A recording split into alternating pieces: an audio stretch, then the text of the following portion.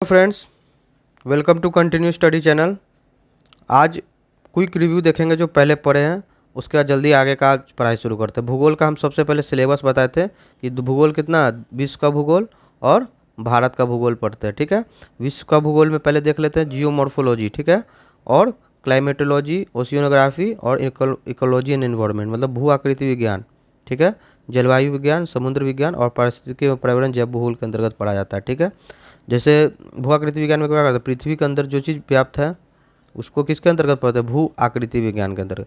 ठीक है, पृथ्वी के ऊपर जो वायु की परत है उसको किसके अंतर्गत पढ़ाता है, जलवायु विज्ञान के अंतर्गत। पृथ्वी के सतह पर जो समुद्र है उसका अध्ययन करते हैं तो किसमें करते हैं, ओशियोनोग्राफी में। पारिस्थितिकी पर्यावरण जैव भूगोल के अंतर्गत मानव और पर्यावरण के बीच संबंध को देखते हैं। सबसे पहले शुरू किए थे भारतीय भूगोल, इंडियन ज्योग्राफी। ठीक है, इंडियन ज्योग्राफी का सिलेबस जाने थे कि 3 भारत का समान परिचय देखेंगे, भारत का भौतिक भूगोल देखेंगे, फिर भारत का मानव भूगोल और आर्थिक भूगोल मतलब सांस्कृतिक भूगोल देखेंगे। सबसे पहले करेंगे, शुरू करेंगे सामान्य परिचय। ठीक है, भूगर्भिक संरचना, और सबसे बड़ा सिलेबस इसका ही होता है। इसी में आता है पर्वत, पठार, मैदान, नदी, जलवायु सब। ठीक है, चलिए सबसे पहले बताए थे कि भारत का जो भौतिक जो भू आकृति है, भौतिक भारत का जो भौतिक स्वरूप है वो कैसा है। देखते हैं, उत्तर और उत्तर पूर्वी में क्या है, माउंटेनियस रीजन है। उत्तर का विशाल मैदान, ये उत्तर और उत्तर पूर्वी में क्या है, माउंटेनियस रीजन, उत्तर का विशाल मैदान है। प्रायद्वीपीय पठार है, तटीय मैदान है, ये तट पे मैदान सब है। ठीक है, थार मरुस्थल है इधर, और द्वीप समूह है। ठीक है, उसमें उसके बाद पूरा भारत का भूगोल देखिए, इसमें क्लाइमेट आगे पढ़ेंगे, ड्रेनेज सिस्टम, अपवाह तंत्र, नदी उदी के बारे में, फिर सॉइल के बारे में, मिट्टी के बारे में देखेंगे। ठीक है, चलिए आगे देखिए, भारत का सामान्य परिचय, उसमें क्या क्या जानेंगे। भारत का लोकेशन कहाँ पे है, ठीक है, अवस्थिति का महत्व, भारत जहाँ जिस लोकेशन पे उसका क्या महत्व है, वहाँ पर अवस्थिति उसका क्या है, उसके लिए अच्छा है कि खराब है, और क्या हो सकता है देखना है। विस्तार, भारत का उत्तरी दक्षिण विस्तार, पूर्वी पश्चिम विस्तार, ये देखेंगे। क्षेत्रफल, भारत का क्षेत्रफल कितना है, विश्व में इसका कितना स्थान है, ये सब। बाउंड्री, सीमा, भारत की सीमा कितने देशों से लगती है, समुद्र से लगती है, क्या क्या लगती है, सब देखेंगे। क्या है, सीमाओं पर विवाद, सीमाओं पर क्या क्या विवाद है किस देश के साथ, ये देखेंगे। ठीक है, और सागरीय सीमा, ठीक है, 12 नॉटिकल माइल, फिर उसके आगे 12 नॉटिकल माइल, 24 नॉटिकल माइल, फिर उसके बाद 200 नॉटिकल माइल कैसे जेट कहते हैं, ये सब देखेंगे। अनक्लॉज को देखेंगे। ठीक है, United Nation Convention on the law of sea, Bharat का एक महाद्वीप के रूप में कैसे है, यूपीएससी का क्वेश्चन है, भारत एक उप महाद्वीप के रूप में कैसे है, कैसे इसको कह सकते हैं कि भारत एक महाद्वीप तो नहीं हो सकता, उप महाद्वीप कैसे है, सब कॉन्टिनेंट। ठीक है, चलिए देखिए, भारत का सबसे उत्तरी बिंदु क्या है, इंदिरा कौल। ठीक है, इंदिरा कौल अभी कहाँ है, पीओके में, पाकिस्तान ऑक्युपाइड कश्मीर विवादित क्षेत्र में। लेकिन शुद्ध रूप से भारत में पूछेगा कि उत्तरी बिंदु क्या है, तो ये किसी को नहीं पता होगा, पूछ लीजिएगा। NJ 984 लद्दाख में, north point is in dispute undisputed region, अविवादित क्षेत्र में NJ 9842। ठीक है, पूछेंगे सबसे दक्षिणी बताइए, तो कन्याकुमारी या केप कैमोरिन नाम है इसका। ठीक है, मतलब कुमारी अंतरीप, ठीक है, तमिलनाडु में है। फिर पूछेंगे कि सबसे दक्षिणी बिंदु जो अभी तो वर्तमान में सुनामी के अंदर डूब गया था, लेकिन सबसे पहले यही क्वेश्चन आता था कि Indira point, Pygmalion point, Parson point, Lahiching, सब इसी का नाम है, ग्रेट निकोबार में। आधा द्वीप कहाँ है, ऊपर वाले को अंडमान, नीचे वाले को निकोबार कहते हैं। ठीक है, ग्रेट निकोबार में ये द्वीप है, 6 डिग्री 4 मिनट पर सबसे दक्षिणी है। ठीक है, अब सबसे पश्चिमी पूछेंगे तो गुजरात का गौर मोती या गुहार मोती कहते हैं। ठीक है, गौर माता या गुहार मोती। और सबसे पूर्वी पूछेंगे तो वालांगू या किवीथू, ज़्यादा किवीथू बोलता है। ठीक है, वालांगू भी इसका इसी का नाम है। चलिए, भारत की अवस्थिति विश्व में और एशिया में, विश्व में कहाँ है, नॉर्थ ईस्ट हेमिस्फीयर में। पूरा ग्लोब को अगर बीच से एक रेखा खींचे 0 डिग्री अक्षांशीय रेखा, तो कितना पार्ट में बढ़ता है, 2 भाग में, उत्तरी गोलार्ध दक्षिणी गोलार्ध। अगर बीच से एक ऊर्ध्वाधर रेखा खींचा जाए, इसको लॉन्गिट्यूड कहते हैं, देशांतर कहते हैं उसको, वो विश्व को कितने भाग में बांटता है, 2 भाग में, पूर्वी और पश्चिमी। ठीक है, तो भारत कहाँ पे, यहाँ पे है, भारत कहाँ है, यहाँ पे, मतलब उत्तर में तो है ही है, और पूर्वी में है, उत्तर पूर्वी गोलार्ध में। ठीक है, विश्व में। एशिया में कहाँ पड़ा, एशिया में जो एशिया शुरू होता है, एशिया जो हुआ इसके भारत के सबसे दक्षिण में, उसके नीचे समुंदर शुरू हो जाता है, इसलिए भारत को साउथ एशिया में रखा जाता है। भारत एक संगठन में से भी जुड़ा होता है, SAARC, South Asian Association for Regional corporation, जो अभी उसमें उतना नाम नहीं होता सार्क का, अभी ठंडा पड़ा हुआ। चलिए देखिए कि 0 डिग्री देशांतर। ठीक है, विश्व में देखिए सबसे पहले 0 डिग्री देशांतर एक रेखा खींचा हुआ है यहाँ पे, जो विश्व को पूर्वी और पश्चिमी भारत है। तो भारत कहाँ पे पड़ रहा है, यहाँ पे भारत है, देखिए भारत कहाँ है, यहाँ पर है, पूर्वी में है। और 0 डिग्री अक्षांशीय रेखा खींचा गया जो जिसके ऊपर में क्या है, भारत उत्तरी में है, इसलिए भारत कहाँ हो जाता है, उत्तर पूर्वी, ठीक है। भूमध्य रेखा ये सब खींचा हुआ है। तो ये सब विश्व का कॉन्टिनेंट सब है, नॉर्थ अमेरिका है, साउथ अमेरिका है, अफ्रीका है, यूरोप है, ये नीचे अंटार्कटिका है, ठीक है, ये ऑस्ट्रेलिया है, ठीक है, ये पूरा एशिया है, यूराल पर्वत ये सब कैस्पियन सी लेते हुए पूरा एशिया है, ठीक है। सबसे बड़ा महादेश एशिया ही है भारत, और उसमें दक्षिण में आता है साउथ एशिया में, देखिए साउथ में पड़ रहा है कि नहीं एशिया, ठीक है। और फिर 180 डिग्री देशांतर पे भी एक रेखा खींचा। अवस्थिति का महत्व, ठीक है, जानेंगे आगे अवस्थिति का क्या महत्व, सिग्निफिकेंस ऑफ द लोग। भारत का जो अवस्थिति है इसके कारण भारत के बीचों बीच से एक रेखा गुजरती है, कर्क रेखा, ठीक है, जो भारत को 2 जलवायु कटिबंध में बांटती है, ठीक है। उत्तर वाले को, ऊपरी वाले को क्या कहते हैं, शीतोष्ण कटिबंध, ऊपर वाले को क्या कहते हैं, शीतोष्ण कटिबंध कहते हैं, ठीक है। और नीचे वाले को क्या कहते हैं, उष्ण कटिबंध, ठीक है, उष्ण कटिबंध। देखिए ग्लोब पर जो भी रेखा होता है ना, ये 0 डिग्री है, ऊपर है कर्क रेखा, नीचे है मकर रेखा, ये बीच के क्षेत्र को उष्ण कटिबंध में रखा जाता है, ठीक है। तो भारत, ये जो कर्क रेखा के ऊपर में तो शीतोष्ण कटिबंध हो गया, तो भारत में 2 जलवायु कटिबंध पाया जाती है, ठीक है। कर्क रेखा के दक्षिण को उष्ण कटिबंध कहते हैं और उत्तर को शीतोष्ण कटिबंध में रखते हैं, ठीक है। चलिए देखिए, भारत में उष्ण कटिबंध और शीत कटिबंध दोनों प्रकार की फसलें का उत्पादन इससे हो सकता है। मतलब हम लोग दोनों उष्ण कटिबंध में जो जो उगता है, जैसे ऊपर में हिमाचल प्रदेश में सेब, केसर, जो भी ड्राई फ्रूट्स ये सब उगता है कि नहीं, और साउथ में देखिए मसाले, ठीक है, और सब चीज़ उगती है। तो भारत में दोनों तरह की जलवायु में दोनों तरह की फसल का उत्पादन आराम से होता है, ठीक है। देखिए भारत, आप पूछिएगा कि भारत की जलवायु कैसी है, तो हम शीतोष्ण और उष्ण कैसे कहेंगे दोनों। तो भारत की जलवायु को क्या माना जाता है, मानसूनी। पूछिए क्यों माना जाता है मानसूनी, शीतोष्ण या उष्ण क्यों नहीं कहते, शीतोष्ण उष्ण। देखिए भारत के उत्तर में क्या है, हिमालय है, भारत के उत्तर में क्या है, हिमालय, हिमालय है, तो शीतोष्ण का प्रभाव भारत में जल्दी देखने को मिलेगी, क्या कि बैरियर का काम करता है, एक दीवार का काम करता है, जो ऊपर से जो ध्रुवीय क्षेत्र से या साइबेरियन क्षेत्र से जो साइबेरियन हवा आती है उसको उधर ही रोक देता है हिमालय, ठीक है। और इधर का जितनी भी मानसूनी हवा जो वाटर लेके आती है, जलवाष्प लेके आती है, उसको यही रोकता है। तो इसलिए भारत में पूरा मानसूनी हवा कहीं घूमता रहता है और अच्छा खासा बारिश कराता है, इधर उधर नहीं कराता है, जिसके कारण लद्दाख या तिब्बत ये सब का क्या है, रेगिस्तानी क्षेत्र में इतना फसल वो नहीं उगाया, ना वेजिटेशन ज़्यादा है, ठीक है। भारत में पूरा मानसूनी जलवायु का प्रभाव रहता है हिमालय के कारण, जो शीतोष्ण का प्रभाव नहीं उतना पड़ने देता है, और पूरा मानसून का प्रभाव भारत में रहता है, इसलिए भारत का जलवायु क्या कहा जाता है, मानसूनी जलवायु, ठीक है। और कहाँ से आती है, साउथ वेस्ट मानसून यहाँ इधर से आती है, ठीक है, ज़्यादातर। चलिए भारत की हिमालय के दक्षिण में अवस्थित भारत साइबेरियन हवा शीत पर्वत में प्रवेश नहीं करने देती। देखिए India situated in the south of the Himalaya, cold winds can not inter in India. Bharat में मानसूनी जलवायु का विकास हुआ है, कारण लोकेशन ऑफ इंडिया, ठीक है। देख लीजिए, भारत की तटीय सीमा 7516.6 माना जाता है, ठीक है, किलोमीटर है तटीय सीमा, लेकिन मुख्य भूमि का कहेगा तो 6100 किलोमीटर माना जाता है। अगर द्वीप समूह लेके पूछेगा तो 7516 किलोमीटर में, ठीक है। यहाँ पे बड़े बड़े बंदरगाह है भारत के, ठीक है। भारत के तटीय क्षेत्रों में मत्स्य पालन और परिवहन कितना अच्छा से होता है, इसलिए तटीय क्षेत्रों का बहुत बड़ा लाभ मिलता है। और भारत को बताएंगे कि यूनक्लोज के तहत भारत को बहुत सारा समुद्र में अधिकार मिला हुआ है, ठीक है, जिसका वो दोहन करता है अच्छा से। तो भारत में जो तट के कारण मत्स्य पालन बड़ा लेवल पे होता है, परिवहन अच्छा से हो पाता है, सस्ता हो पाता है, व्यापार हम लोग इंटरनेशनल ट्रेड अच्छा से एक्सपोर्ट कर पाते हैं, कुछ मंगवा पाते हैं, ठीक है। जो भी समुद्र के किनारे उसका विकास बहुत अच्छा हुआ है, ठीक है। चलिए भारत और यूरोप, देखिए भारत यूरोप और दक्षिण पूर्व एशिया के व्यापारिक मार्ग के मध्य स्थित है। देखिए भारत जो है यूरोप और एशिया व्यापार करेगा तो उसके बीच में भारत आएगा। भारत देखिए कहाँ पे व्यापार मुक्त कहाँ से होता है, सबसे व्यस्त स्वेज कनाल है यहाँ, जो 7000 किलोमीटर तक रिड्यूस हो गया है दूरी यूरोप का एशिया से, इस स्वेज कनाल के कारण, ठीक है। यहाँ लाल सागर, यहाँ भूमध्य सागर, ठीक है, दोनों को जोड़ता है स्वेज नहर, ठीक है। यहाँ पे क्या है, यहाँ बाब अल मंदेब है, ठीक है, हरमुज है, इन्हें बाब अल मंदेब है। चलिए यूरोप, अभी इसका कितना स्ट्रेटेजिक लोकेशन है इंडिया का, देखिए कोई भी व्यापार करेगा कहीं से करेगा तो यहाँ से होके गुजरता है। और ये मलक्का जलसंधि जो सबसे पतला होता है, और यहाँ पे देखिए भारत का अंडमान द्वीप यहाँ पे पड़ा हुआ है, तो यहाँ पे एकदम बीच में भारत चोक कर सकता है, रोक सकता है इधर का व्यापार इधर का व्यापार, इसलिए बहुत भारत का स्ट्रेटेजिक लोकेशन है, ठीक है, साउथ ईस्ट एशिया में। आसियान है ये सब, इसका देश का संगठन का नाम है आसियान, ठीक है, Asian south eastern nation association वाला, ठीक है।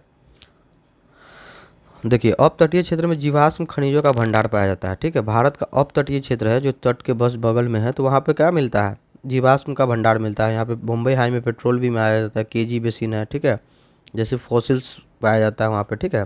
भारत उतना उसका अभी अन्वेषण यूज नहीं कर रहा है, अभी तो सस्ता है तो यूज कर लेते हैं, जब अति होगा तब विवाद होगा तब हम लोग अपना इस्तेमाल करेंगे। देखिए और यहाँ पे जो भी समुंदर के किनारे बीच है वहाँ पर बड़ी बड़ी मात्रा में पर्यटन का विकास हुआ है, ठीक है। और जो भी समुद्री इलाका में रहता है उसको प्रदेश में, जैसे मुंबई में देखिए सम जलवायु क्षेत्र है, चेन्नई में देखिए सम जलवायु है, ज़्यादातर जलवायु में परिवर्तन नहीं होता क्योंकि वहाँ पे लैंड ब्रिज और सी ब्रिज चलता है। मतलब गर्मी में जैसे दिन के समय गर्मी है तो समुंदर से ठंडी ठंडी हवा आती है, और जब रात होता है तो यहाँ से जब हवा जाती है इधर, इसलिए संतुलन बना रहता है हमेशा। चलिए भारत का आप देखते हैं अक्षांशीय विस्तार कितना है। भारत का अक्षांशीय विस्तार पूछेंगे, दक्षिणी अक्षांशीय विस्तार कितना है, तो 8 डिग्री 4 मिनट, क्या बोलेंगे, उत्तरीय बोलेंगे, नॉर्थ बोलेंगे, क्यों, देखिए दक्षिण में है लेकिन भारत का गोलार्ध क्या उत्तरीय गोलार्ध में ना आता है, इसलिए। अब भारत का देखिए सबसे दक्षिणी बिंदु ये है जो भूमध्य रेखा से मात्र कितना किलोमीटर है, 876 किलोमीटर दूर है, ठीक है। इसलिए भारत का इधर थोड़ा सा उष्णकटिबंधीय ज़्यादा जलवायु में पड़ता है, गर्मी ज़्यादा रहता है, ठीक है। सबसे उत्तरी बिंदु क्या है, 37 डिग्री 6 मिनट, ठीक है। इसका नाम बताया था ना आपको, इंदिरा कॉल, ठीक है। तो भारत देखिए कितना डिग्री पड़ गया, 30 डिग्री लगभग, क्या कि इसको 38 मान लेते हैं, इसको 8 मानते हैं, 30 डिग्री। और देखिए भारत का देशांतरी विस्तार ऊर्ध्वाधर रूप से कितना है, 68 डिग्री 7 मिनट, देशांतर 97 डिग्री 25 मिनट, ये भी कितना डिग्री है, 30 डिग्री, इसको 98 मानिए, 68 मानिए, घटा दीजिए, 1 मिनट में 4 डिग्री मिनट का अंतर पड़ता है 1 डिग्री देशांतर में, तो कितना हुआ 120 मिनट, 120 मिनट मतलब 2 आवर्स, ठीक है। इसलिए ये 2 आवर्स आगे रहता है, अरुणाचल प्रदेश ये 2 आवर्स पीछे, लेकिन हम लोग का भारत में एक ही समय दिखाता है क्योंकि 82.5 डिग्री ही मानक समय रेखा है जो सब पूरा भारत को मानना रहता है, ठीक है। जो 5 राज्यों से होकर जाती है आप बताएंगे आगे। डिमेरिट ऑफ कोस्टल लाइन, मतलब अगर कोस्ट में कोई प्रदेश है उसका क्या डिमेरिट है, वहाँ पे देखिए ग्लोबल वार्मिंग का खतरा है, समुद्री जल स्तर बढ़ जाएगा, वहाँ डूब जाएगा, फिर सुनामी जैसी प्राकृतिक आपदाएं पा सकते हैं, चक्रवात आ सकता है, ये सब लोकल समुद्री इलाका में दिक्कत है, ठीक है। चलिए बता दिए अक्षांशीय विस्तार देशांतरीय विस्तार बता दिए, ठीक है। भारत के बीचों बीच से कौन रेखा जाती है, कर्क रेखा, ठीक है। कर्क रेखा के बारे में बहुत सवाल पूछता है कि कौन सा ऐसा राजधानी है जो कर्क रेखा के नज़दीक है, तो रांची है। कर्क रेखा को माही नदी कितनी बार काटती है, 2 बार काटती है। कौन नदी काटती है, ये भी पूछेगा, माही नदी 2 बार काटती है। कर्क रेखा कितने राज्यों से गुजरती है, 8 राज्यों से गुजरती है, ठीक है। कर्क रेखा कितने जलवायु कटिबंध में बांटती है भारत को, 2 जलवायु कटिबंध में बांटती है, ठीक है। ये सब बताइए दी अक्षांशीय देशांतरीय विस्तार, ठीक है। कौन 8 राज्यों से जाती है आगे बताते हैं आपको। देखिए ये है गुजरात, राजस्थान, मध्य प्रदेश, छत्तीसगढ़, झारखंड, पश्चिम बंगाल, बिहार भी झारखंड के पहले साथ था, कहीं बिहारों दे देता है, ठीक है, त्रिपुरा, मिजोरम, ठीक है। 8 गो राज्य हो गया आपका। या ऊपर ट्रिक भी लिखा हुआ जो जैसे याद करना। इंडियन स्टैंडर्ड टाइमलाइन, भारत का मानक समय रेखा, ठीक है, जो कहाँ से जाती है, उत्तर प्रदेश के मिर्ज़ापुर शहर से, ठीक है, नैनी से। 5 राज्यों से, देखिए यूपी से, यूपी, मध्य प्रदेश, छत्तीसगढ़, उड़ीसा और आंध्र प्रदेश। तो छत्तीसगढ़ क्या है, कॉमन हो गया, उसमें भी और इसमें भी, ये भी पूछ सकता है। यह गुजरात है जो देखिए गुजरती जो अंतर्राष्ट्रीय मानक समय रेखा है 5.5 घंटा आगे है ग्रीनविच समय रेखा से। हम बताते ना 0 डिग्री देशांतर, भारत का मानक समय रेखा इधर है, ठीक है। भारत का मानक समय रेखा क्या है, इधर है, तो कितना घंटा आगे है, 5.5 घंटा, 5.5 घंटा आवर्स आगे हम लोग, ठीक है, ग्रीनविच समय से, ठीक है। चलिए देखिए ट्रॉपिक ऑफ कैंसर मतलब कि कर्क रेखा और मानक समय रेखा दोनों छत्तीसगढ़ में तो काटती है, लेकिन पूछ देगा कि सारगुजा में काटती है, कौन जगह पे काटती है, सारगुजा में, ठीक है, हिंदी में देख लीजिए, सारगुजा में। चलिए 0 डिग्री देशांतर यह है, यह है भारत का मानक समय रेखा, 82.5 डिग्री पूर्वी देशांतर रेखा। ये 2 महाद्वीप और 3 महासागर से गुजरता है। कैसे 2 महाद्वीप? एक तो हो गया एशिया, एक हो गया अंटार्कटिका। 3 महासागर कैसे है? एक ऊपर में देखिए आर्कटिक महासागर, आर्कटिक ये तो इंडियन हिंद महासागर आ ही जाएगा, और दक्षिणी में ये अंटार्कटिक महासागर आ जाएगा। जो 0 डिग्री देशांतर रेखा, जो ग्रीनविच रेखा कहते हैं, वो कितने महाद्वीप है? 3 महाद्वीप से और 3 महासागर से गुजरती है। 3 महाद्वीप कैसे? आर्कटिक है और ये अंटार्कटिक है, ठीक है, यहाँ अंटार्कटिक आ रहा है ना, और यहाँ पे ये भी अटलांटिक है और ये अंटार्कटिक है, ठीक है। 3 गो महासागर हो गया। 3 गो महाद्वीप कैसे? यूरोप है, ये क्या है? यूरोप, अफ्रीका और नीचे क्या है? अंटार्कटिका। ये भारत का क्षेत्रफल, भारत का क्षेत्रफल कितना है? 32,87,263 किलोमीटर, ठीक है। इसको क्या कहते हैं? 32.87 लाख किलोमीटर, ठीक है। भारत का जो क्षेत्रफल है विश्व में कितना है? मात्र 2.42% है, ठीक है। तो भारत से का नंबर कैमा पे आता है रैंक क्षेत्रफल के हिसाब से? 7वां नंबर पे। तो इससे पहले 6 देश होंगे, तो कौन कौन है? ये है रूस है पहला, कनाडा है, ठीक है, चीन है, यूएसए है, ब्राज़ील है। तो चीन यूएसए में वर्ल्ड पॉपुलेशन रिव्यू के अनुसार चीन को आगे रखता है, ठीक है। ऑस्ट्रेलिया है, और 7वां पे इंडिया है, 8वां पे अर्जेंटीना है, ठीक है। चलिए लार्जेस्ट एंड स्मॉलेस्ट स्टेट देखिए कौन है? तो स्मॉलेस्ट स्टेट पता ही होगा, गोवा है। गोवा के बाद कौन आता है? सिक्किम है। सिक्किम के बाद त्रिपुरा, त्रिपुरा के बाद मिजोरम है। बड़ा में कौन होगा? राजस्थान, नो डाउट, 10.41 एरिया के साथ।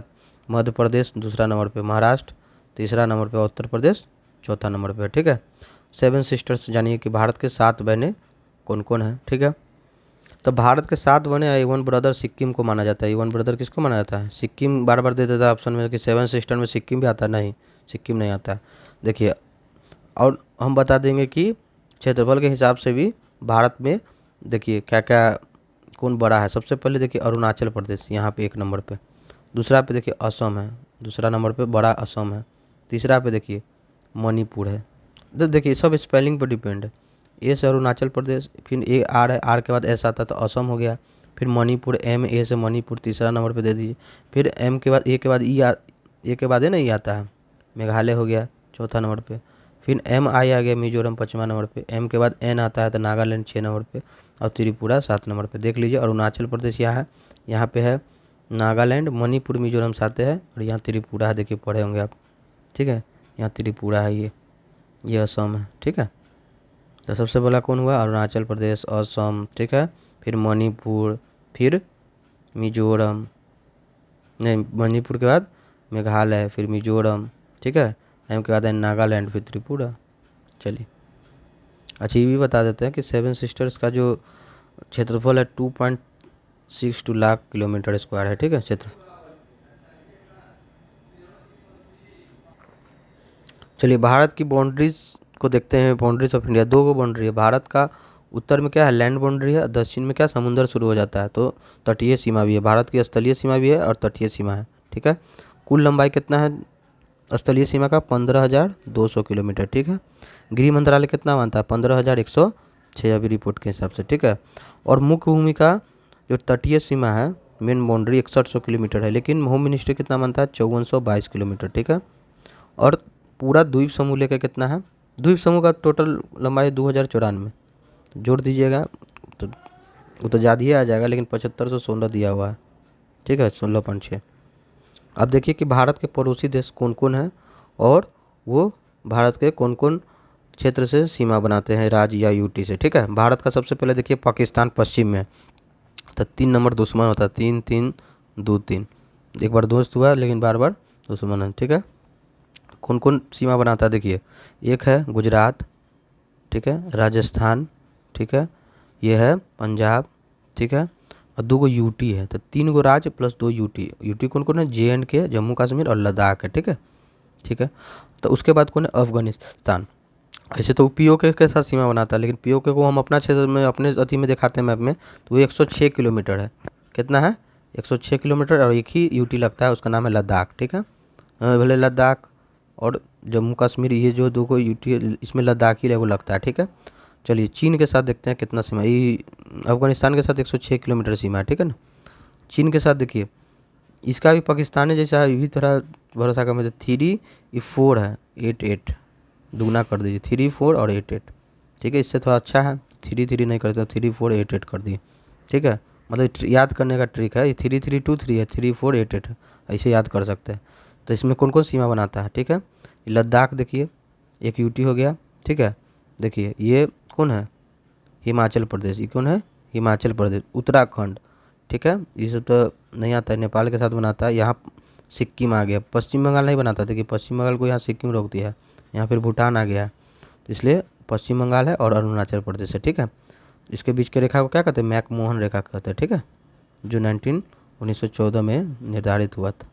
तिब्बत ये सब भी था, उसमें शामिल था मीटिंग में, शिमला बताएंगे आगे। चलिए उसके बाद देखिए नेपाल के साथ कौन कौन लगता है। ये उत्तराखंड हो गया, यूपी हो गया, बिहार हो गया, पश्चिम बंगाल, सिक्किम हो गया। ठीक है, इस सबको आगे बताएंगे। भूटान हो गया, यहाँ नेपाल है, यहाँ भूटान है, यहाँ बांग्लादेश है, सबसे ज़्यादा बांग्लादेश के साथ सीमा लगता है। तो कौन कितने टोटल राज्य है जो सीमा बनाते हैं? 16 राज्य है। ठीक है, दिया हुआ है। चलिए, और 2 यूटी है। ठीक है, कौन, चलिए सबसे लंबी सीमा बांग्लादेश के साथ लगती है। ठीक है, कितना? 4096 किलोमीटर। ठीक है, कौन कौन लगाते हैं? वेस्ट बंगाल, मेघालय, मिजोरम, असम, त्रिपुरा। बांग्लादेश के बीच में एगो, त्रिपुरा के बीच में एगो सीमा है, इसका नाम है जीरो, क्या नाम है? Zero line. जीरो लाइन, ये भी याद रखिएगा। चाइना के साथ देखिए सेकेंड लॉन्गेस्ट बॉर्डर लगता है, कितना है? याद करिए, 3 4 8 8 है। ठीक, देखिए कौन कौन लगाता है? लद्दाख है, हिमाचल प्रदेश, यूके, सिक्किम, अरुणाचल प्रदेश, 4 गो राज्य और 1 यूटी। देखिए समझौता जो हुआ था उसको क्या कहते? शिमला समझौता। कब हुआ था? 27 अप्रैल 1914 को, जिसमें 3 पक्ष थे। कौन कौन हो सकता है? इंडिया होगा, जिसको रिप्रेजेंट उस समय अंग्रेज कर रहा था, फिर तिब्बत है और चाइना है। ठीक है, समझौता को मंजूरी नहीं दी गई, चाइना ने मंजूरी इसको नहीं दिया, उस समय से बाहर निकल गया। तो उसके क्या, तिब्बत था ना उस समय स्वतंत्र रियासत थी। ठीक है, तिब्बत उस समय स्वतंत्र था, उस पर कब्जा नहीं था, इसलिए इसको मीटिंग में रखा गया। कौन के साथ? Sir Henry McMahon. ये देखिए चाइना कब्जा किया हुआ है, यह नक्साई चाइना, जम्मू कश्मीर का कुछ रीजन। ठीक है, ये पीओके है, पीओके का एगो सस्क्राम वैली किसको गिफ्ट कर दिया है? अक्साई, मतलब इसको चाइना को गिफ्ट कर दिया पाकिस्तान की। कभी भी यहाँ छीनने आएगा पीओके तो चाइना भी हमको सपोर्ट करेगा, बहुत अति है। ठीक है, अरुणाचल प्रदेश को भी ये अपना में दिखाता है, इसलिए वो हट गया था अपना मैप में। कौन? चाइना। बता दिए सब। ये LOC कहते हैं, लाइन ऑफ कंट्रोल, LAC कहते हैं line of actual control. Siachen एक चाइना, ये पीओके पाकिस्तान ऑक्युपाइड कश्मीर। चलिए देखिए border determination. Border determination India Pakistan के बीच क्या हुआ? 17 अगस्त 1947 को सर सीरिया रेडक्लिफ के द्वारा अध्यारोपित। देखिए it is an example of, क्या है? Super imposed boundary. Gujarat, Rajasthan, Punjab, Jammu Kashmir ऐसी घिस दिया नींदे में। नेपाल देखिए, नेपाल के साथ कितना सीमा है? 1751 किलोमीटर। ठीक है, कौन कौन राज्य बनाएगा? ये उत्तराखंड हो गया, ये यूपी हो गया, ये बिहार हो गया, ये पश्चिम बंगाल हो गया, ये सिक्किम हो गया। ठीक है, तो इसका बीच का जो सीमा है, यहाँ पे काली नदी गुजरती है, और यहाँ पर कुछ दार्जिलिंग का भी क्षेत्र नेपाल से इंडिया को मिला एक समझौता के तहत। ठीक है, सुगौली की संधि जानते हैं? सुगौली की संधि 1816 में हुआ था, 4 मार्च को। इसी में काली नदी को शारदा नदी भी कहते हैं। ठीक है, म्यांमार। म्यांमार देखिए 4 स्टेट सीमा बनाता है म्यांमार से। ठीक है, भारत के ये जो उत्तरवर्ती क्षेत्र है, इसमें क्या है? अरुणाचल प्रदेश है, नागालैंड है, मणिपुर है, मिजोरम है। यही अरुणाचल प्रदेश, नागालैंड, मणिपुर, मिजोरम। अराकान युमा पर्वत इसका सीमा बनाता है, थोड़ा सा घुसपैठी को रोकता है भारत का, उधर से बड़ा इंसर्जेंसी होता है। भूटान के साथ देखिए, भूटान के साथ कितना सीमा है? 699 किलोमीटर है। ठीक है, सिक्किम, पश्चिम बंगाल, असम और अरुणाचल प्रदेश। ठीक है, भूटान को आपको दिखाते थे, यहीं पे भूटान है। ठीक है, यहाँ पे भूटान शुरू, यहाँ पे तो कौन बनाएगा? ये सिक्किम हो जाएगा। ठीक है, सिक्किम है, वेस्ट बंगाल यहाँ पे थोड़ा सा है, असम है, अरुणाचल है। ठीक है, शॉर्टेस्ट बाउंड्री इसी का है, अफगानिस्तान के साथ लगती है। ठीक है, 106 किलोमीटर की, अटैच्ड विथ पीओके ओनली। चलिए आगे बढ़ते हैं, जल्दी इसको ख़त्म करते हैं। 9 राज्य और 2 यूटी क्या है? तटीय सीमा पे है। 2 यूटी कौन होगा? आप ही बताइए। एक है तो अंडमान निकोबार है। भारत का देखिएगा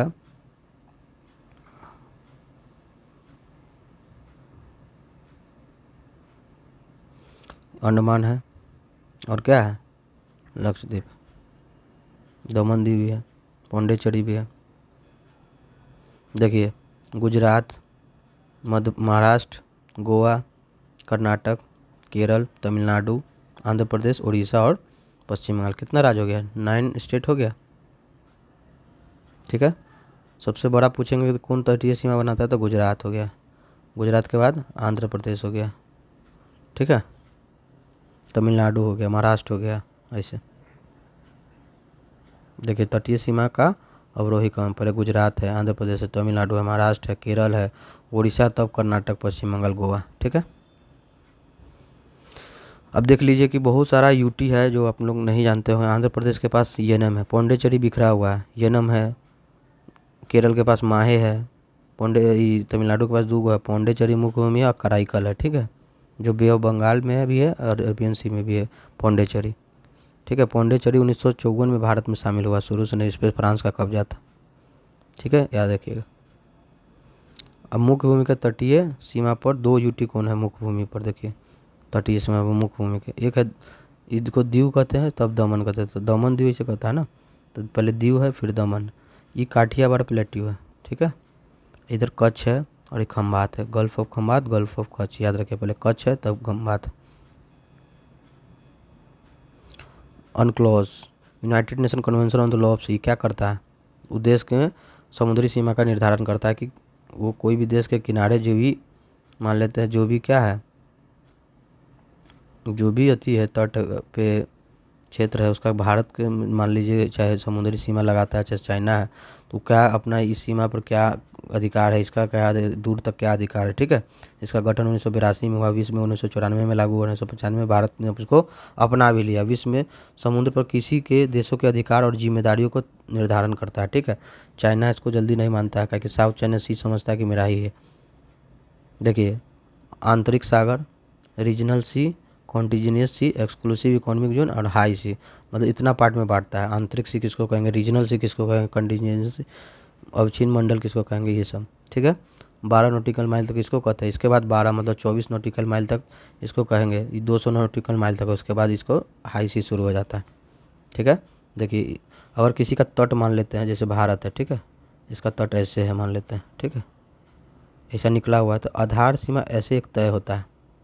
ऐसे अगर तट है तो आधार सीमा यहाँ से एक तय खींचा जाएगा, तब ना एक सीधा रेखा पता चलेगा। तो 12 किलोमीटर नॉटिकल माइल तो क्या कहते हैं, पारदेशिक रीजनल सी कहते हैं। ठीक है, भारत का ही संप्रभु क्षेत्र होता है, यहाँ पे किसी को घुसने नहीं देगा, गोली मार सकता है अगर कोई गलत तरीका से आता है या लूटपाट की दृष्टि से।